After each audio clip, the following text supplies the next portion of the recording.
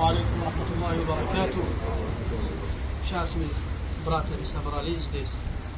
Делаем дуа. Аллах Субхану Та'ала, Аллах сделал наш этого маджлис благословения. Пусть Аллах Субхану Та'ала между сердцами нам смягчает наши сердца отношение к друг другу, иншаллах. То, что произошло, то, что сделали, не делали, мы собрались, что объединить, не давать раскол между нами. Это фитна не было. Поэтому то, что было, то, что там в некоторых ютубе эти программы говорят, кого-то что-то. Никто ничего не делал. Одного брат, другому брат отравились. Не надо из этого делать фитну, в группе скидывать, говорить, это такой народ, такой. Нет.